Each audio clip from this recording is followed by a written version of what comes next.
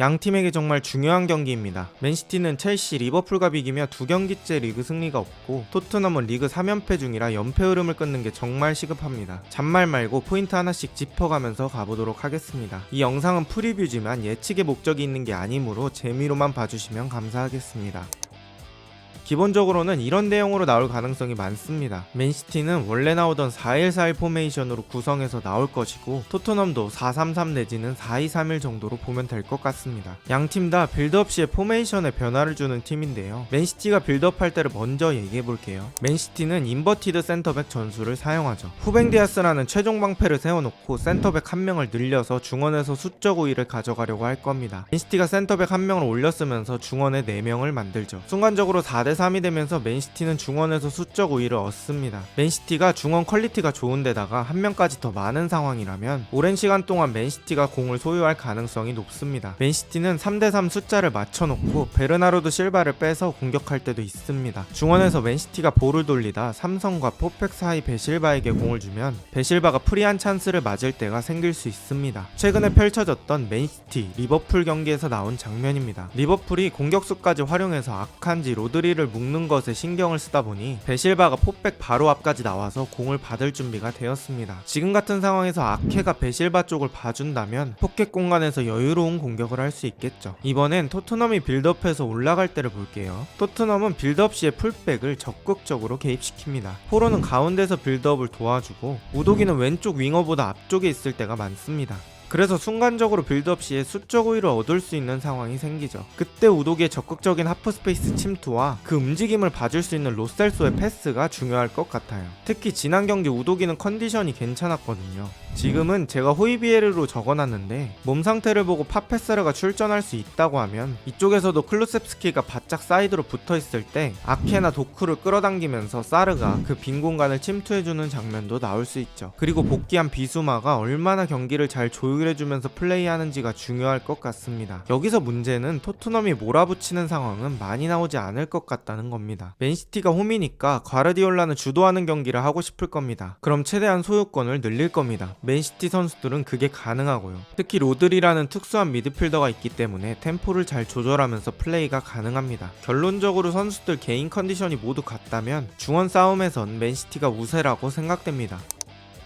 먼저 토트넘의 공격 상황을 가정해보도록 하겠습니다. 토트넘은 아까 말씀드렸듯이 풀백을 2명 정도까지 올려서 플레이할 가능성이 높죠. 저번 경기에서도 우도기로 이렇게 재미를 봤기 때문에 우도기를 공격적으로 올렸을 수 있어요. 문제는 뭐냐, 수비진의 퀄리티가 빌라전이랑 다르다는 말이죠. 아칸지도 센터백 중에선 속도가 있는 선수고 카일 워커 역시 커버 속도가 빠르기 때문에 빌라전보다는 쉽지 않을 겁니다. 사실 토트넘은 빌드업 상황에서 공격하는 것보단 역습 상황에서 공격하며 소수 대 소수의 싸움으로 유도하는 게 효율적입니다. 최근 챔피언스리그에서 맨시티가 전반에 2골을 실점했는데 이 2골이 모두 라인을 올린 상황에서의 실점입니다. 첫 번째는 아칸지의 실책성 플레이가 있긴 했지만 골킥을 받아서 바로 득점으로 연결했습니다. 두 번째 실점 역시 맨시티가 바짝 라인을 올려놓고 공격할 때 오펜다의 단독 역습으로 골을 만들었죠. 물론 오펜다와 손흥민은 다른 유형이지만 손흥민도 라인 깨는 움직임, 속도, 양발 슈팅력까지 충분히 역습에서 위협적인 옵션이기 때문에 소수 대 소수 싸움으로 끌고 가는 게 토트넘에겐 더 효율적입니다. 토트넘이 공격할 때 주의할 점은 뭐가 있을까요? 여러분도 알고 계시겠지만 역습 시 뒷공간을 얻어맞는 것입니다. 맨시티는 수비 시에 오히려 홀란드를 내리고 도쿠를 수비 가담시키지 않을 때가 많아요. 리버풀전에 아놀드에게 실점하는 장면에서도 오히려 홀란드가 내려오고 도쿠는 덜 내려왔죠. 역습 상황을 대비해서 펩이 수비 가담을 최대한 자제시킨 것 같습니다. 그래서 이런 식의 역습 상황에서 도쿠가 아이솔레이션을 해줄 때 반대편 홀란, 알바레즈, 포든의 침투를 토트넘이 어떻게 대응할지도 관건입니다. 경기에 지지 않으려면 토트넘은 효율적인 방식을 구상해야 합니다. 지금까지 만난 첼시, 울버햄튼, 빌라와는 맨시티 공격진의 퀄리티가 다르기 때문에 지난 경기들보다는 약간 보수적으로 운영하면서 역습으로 소수 대 소수 싸움을 이끌어보는 게 어떨까 싶습니다.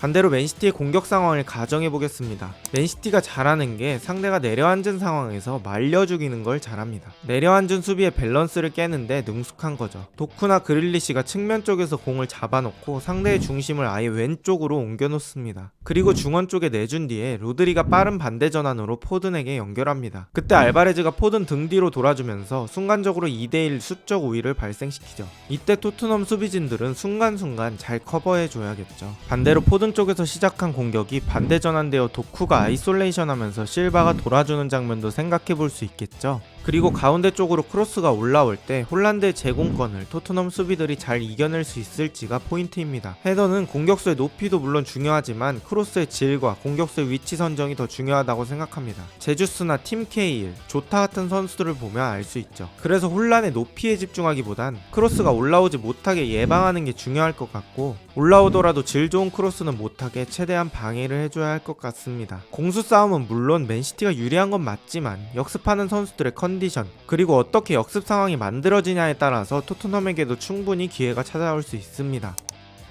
먼저 체력 문제를 간단하게 짚어보면 토트넘은 주중에 경기가 없었고 맨시티는 주중에 챔스 경기가 있었죠. 이론상으로 주전 선수들의 체력 상태는 토트넘이 근소 우위라고 볼 수 있고요. 펩과 포스테코글루의 운영 능력에 대해서 얘기해보면 펩이나 포스텍 둘 다 좋은 감독이면 부정할 수 없습니다. 하지만 운영 능력에서는 펩의 손을 들어줄 수밖에 없습니다. 프리미어리그에서 수많은 장기 레이스를 경험했고 가는 리그마다 폭격하며 우승 트로피를 수집한 경험은 엄청나니까요. 그 경험으로 쌓인 경기 내에서의 리듬 조절, 경기 풀어가는 노하우까지 펩은 충분히 가지고 있습니다. 그리고 그걸 실현해줄 선수단도 있고요. 포스테코글루와 토트넘은 지금 이 과정 중에 있다고 생각합니다. 첼시, 울버햄튼, 빌라전에서 얻어가는 게 분명 있다고 생각합니다. 공격적으로 플레이했을 때 어느 정도 시점부터 선수들이 체력적인 문제를 보이는지, 베스트 11이 아닐 때도 이 전술이 실현 가능한지 같은 데이터들이 그간의 프리미어리그 경기를 통해 쌓이고 있다고 생각합니다. 이기는 방법에 대한 데이터는 충분히 쌓였다고 생각하고 지지 않는 방법에 대한 데이터를 쌓아가는 시간이라고 생각합니다.